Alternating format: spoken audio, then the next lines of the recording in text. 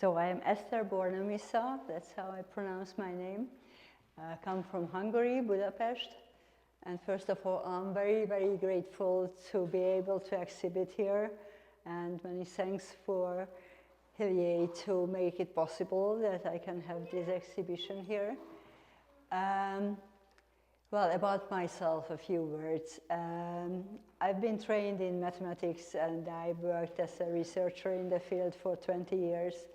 But I've been always sewing for my family, garments, and even with leather, shoes, and bags, and I've been weaving. And so I tried all kinds of textile works, but all of them were only a hobby for me, besides work, and mainly for the family or for the house. And in the mid-90s, I have seen an exhibition in France of contemporary quilts. And that was something I've never seen before.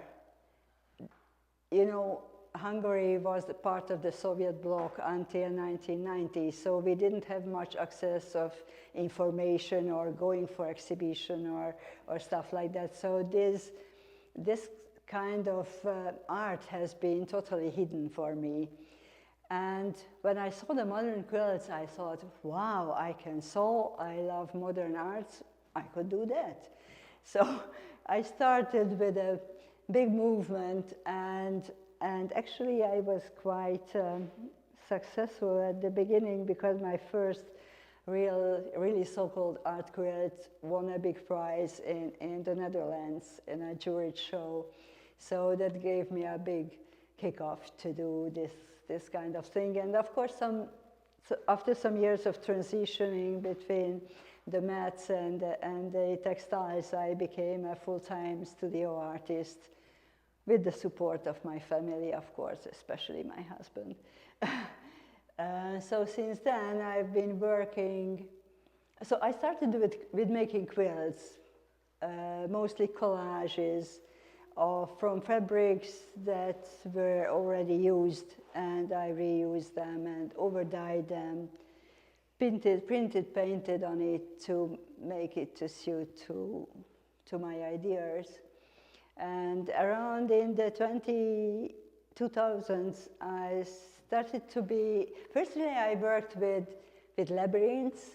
I don't know, I'm very much drawn to labyrinths, maybe because it expresses so much the ways of being lost, where I often felt myself. And then I got interested in maps because I got from someone a map of ancient cities and the development of cities. And I loved the graphical appearance of the maps, how chaotic they are, the winding streets, the dead-end streets. It's very similar to labyrinths. And I started to work with them, but then technically I didn't know how to put them on my quilts, so I found out several ways, like cutting synthetic fabric with soldering iron and such, but I still didn't like it. And also I could only cut out the street system that looked like a spider web, and I don't always like it. I wanted to have the streets empty and to have the blocks there. And after some experimentation, I found out that I can do it with newspaper, to cut them out and stitch them into a grid and then apply it to a fabric. And then I realized that I don't need to apply it to a fabric. They can be there as a translucent or partly transparent piece.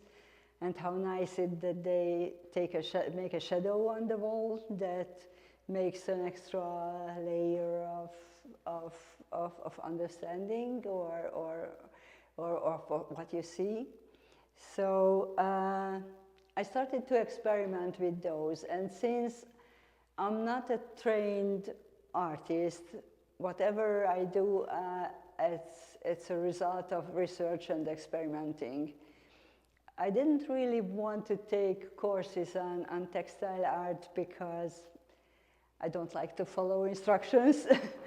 And also I had my own idea what I want to have, and I wanted to figure out it by myself, because then it is my own, and I feel that I can go on with it without any other people influence or something. So, and of course, as experimenting comes with failures, and sometimes you try and try and try, and it doesn't want to look like what you imagined. But sometimes what comes up looks totally different, but wow, this can be another way. So I like the play in between what I fail and what I can still use, because it's good for something else, my failures. So I really love to play around with this. So this installation here, I had parts of it already done and exhibited it at several places, but once I wanted to see them together as a big installation that comes kind of arms you around, as you said, and I like this idea. So actually this is the first time that I showed this kind of installation together, so that you can turn around and see the whole thing together and feel in it, to be in it. So maybe a few words about the, this work with the black background, it is an individual piece, but I thought that it needed a strong start, to give it a strong start. As you usually start reading from left to right, you will probably start looking at the whole thing from there. And I wanted to give a strong point for that, and so that's how it, and I combined it then, overlapped a little bit the next piece, which is an installation in itself, actually. And the map, what you find in the middle of this circle, hanging on a single thread, it is the map of Budapest. The idea behind it was a little bit of reflecting on the political situation, that the Budapest and Budapest people are very much kind of in an opposition of the government, and they are kind of banned with all kinds of laws and rules to do what they want to do. I mean, the major to do what they want to do. So its existence is literally hanging on a single thread, and you never know when it will go down to be just a little point in its importance. So, and when I start to work on a piece, I don't have these big ideas. I just start to put together pieces what I have. When I cut out a map, there is always the negative or the reverse of it that is left there, so I can play around with them. And then I try it this way and that way and the other way. And as it takes shape, how it looks good, and things are happening in the background, reading the news and so on, somehow the theme takes shape during the process of making. So that's, first it was the thing with the hanging Budapest, and then I found out the circles that are shrinking and going smaller and smaller. And so you can see at many places the map of Budapest, for instance, in this circle in the square. And so how I choose my maps, it is, when I got this book about the history of maps, the old medieval cities are usually round in Europe, surrounded with wall, and lots of winding streets, dead-end streets, church in the middle. While Arabian Kasbah, for instance, it's for those who don't live there, it's a total chaos. So you are wandering around and losing your sense of orientation in the second. So I'm trying to choose the maps on the scale of chaos and order. The other end is, for instance, the map of Chicago, which is a very organized grid, and it's easy to find your way.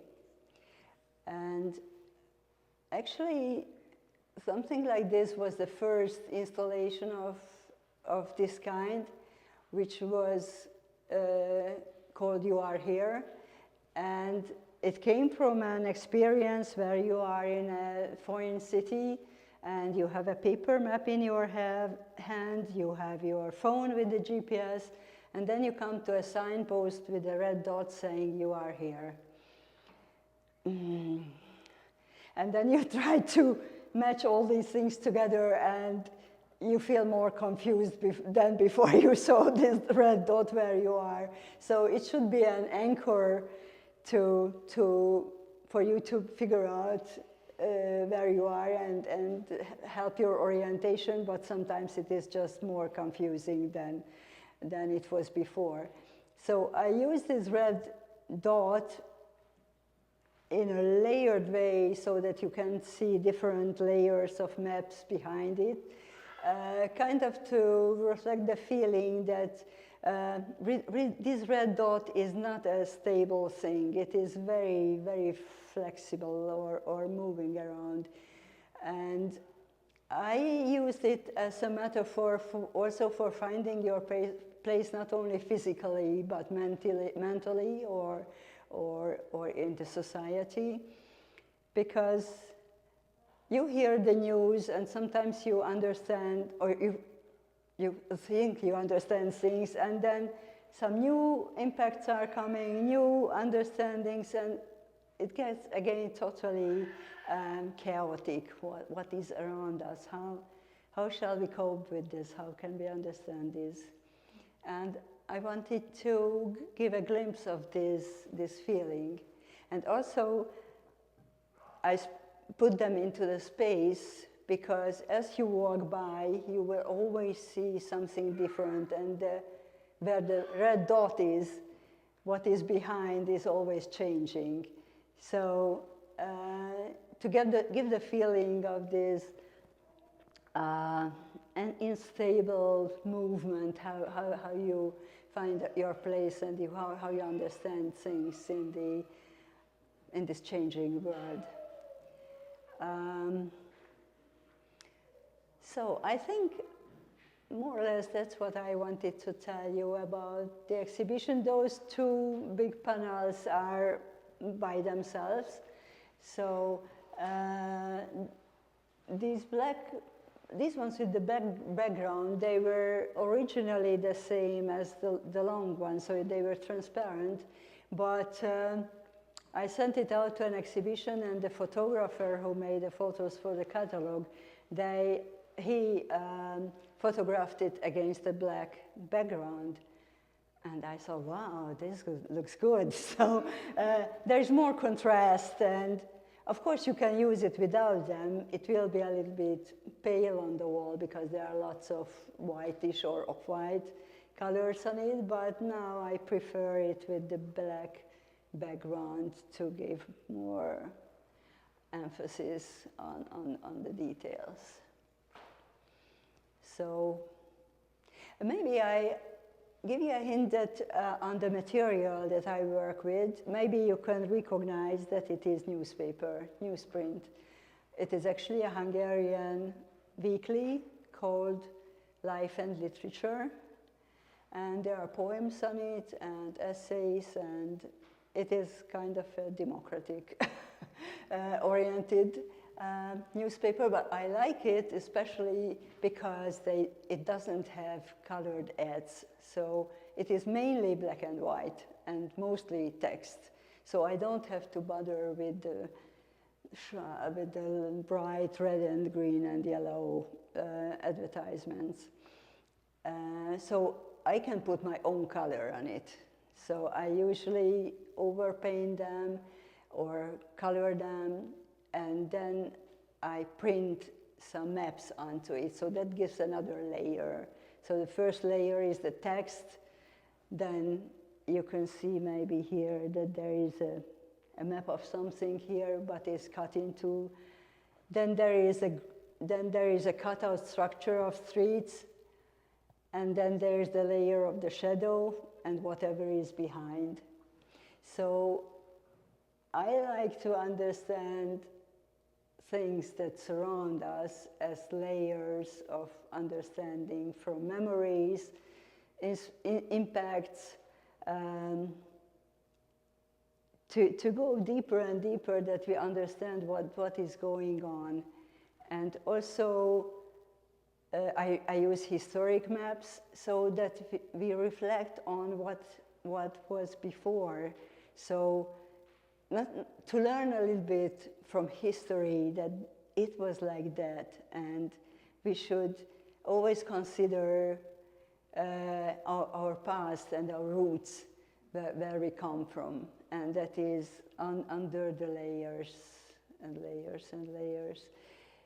So, yeah.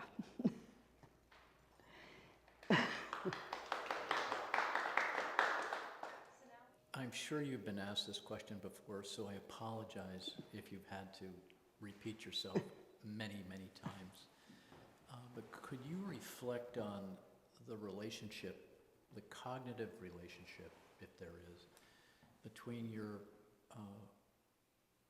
thinking around mathematics, your work in mathematics, and visualization, and then the appearance of what you're manufacturing here?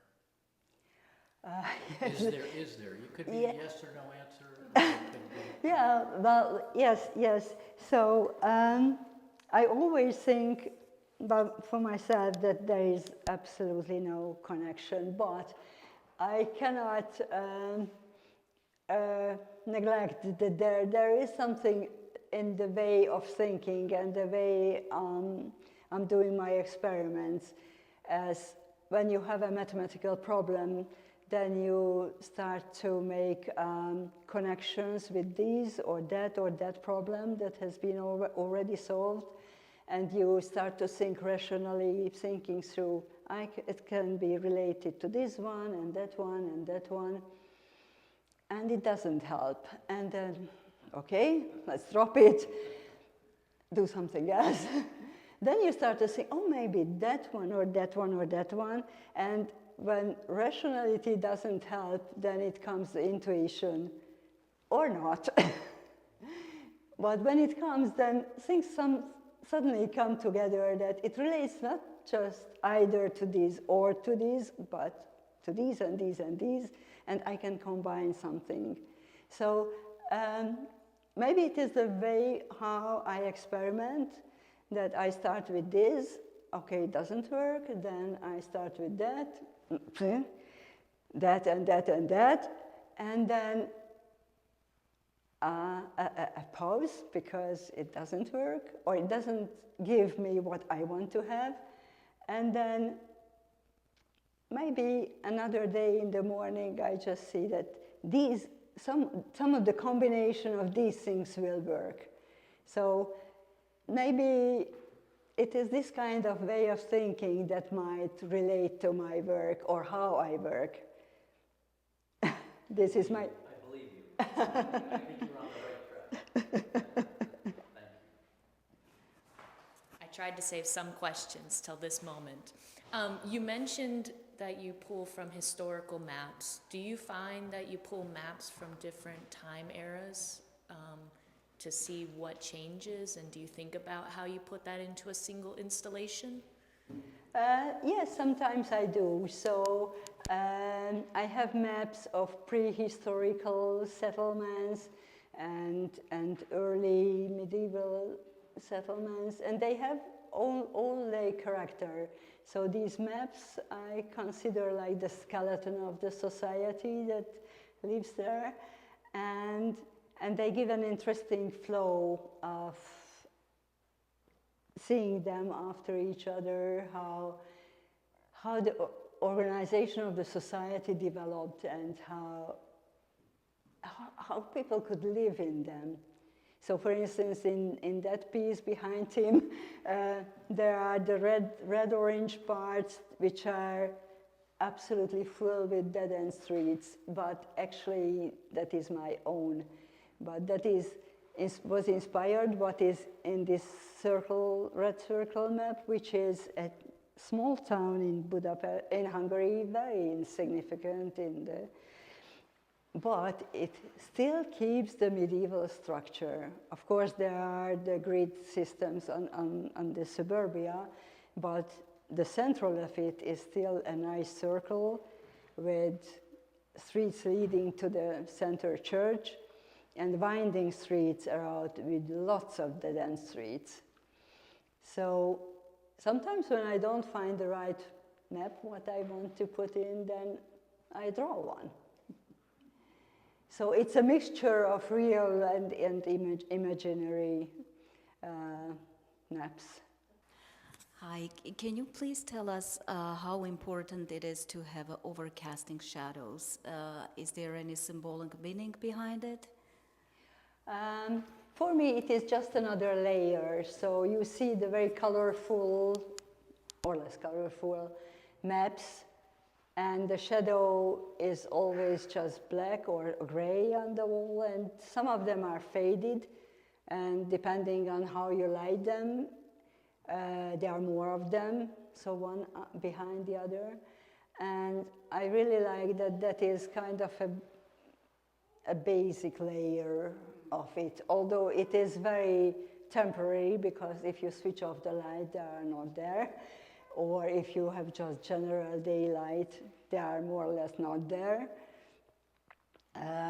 So this adds to my idea, or yes, of seeing the layers, and it's, some of them are not really there, but just because of the circumstances, it's temporarily there. It belongs to the way of how we understand things, and yeah, so back at the time when I was a mathematician, I really loved this moment when you don't know the solution, but you know that you are almost there. And for many aspects, I tried to grasp these experience that you are almost there to understand something. And it is so intriguing and so interesting and so tense that this moment, if it will develop to a solution or not. So, yeah. Thank you. Hi. This concept that you explained is fascinating, that, you know, this is the skeleton of the city, which kind of gives rise to the society around it too. So if I understood it correctly, that's my paraphrasing of it. So I wonder, have you thought that structure of a city, what kind of society would it bring out? So if you see a pattern of the streets, do you think it has an impact on the society, how it's going to develop? I don't know how they can develop, but if you live in a city which has a medieval kernel or center that you visit, that you go across or just travel around, or you will always have the feeling that I'm there where the history was there. So, for instance, in my childhood, 13 or so, when I was first in the Forum of Rome, I felt, oh, and these stones have been maybe grabbed or touched by Caesar, or God knows. So I'm there where the history was happening. And I think that gives people who live there a feeling of their roots, or where they come from. So I think it is very important. I don't think it would influence the development of the city, but of course, the sense of thinking of the people, it is in there maybe without knowing, just seeing that I pass by these old buildings and I know that it has been there for 500 years or so. So even if you just moved in, you can be moved of the spirit of the place. If something like this exists, I think it does. And it can impact people. I have a very technical question. Yes. It's about the connective tissue, if you will, behind the map, the newspaper part itself. It looks at times to be string or thread or wire. Yeah. In this piece that is hanging in the middle, it is wire. Okay. But the grid that holds together all the little parts, it is my stitching. So it is the thread that the machine stitching gives. And I very often stitch on a synthetic organza, very thin synthetics, and then I melt it away. So that's why there are little bits of things around the thread.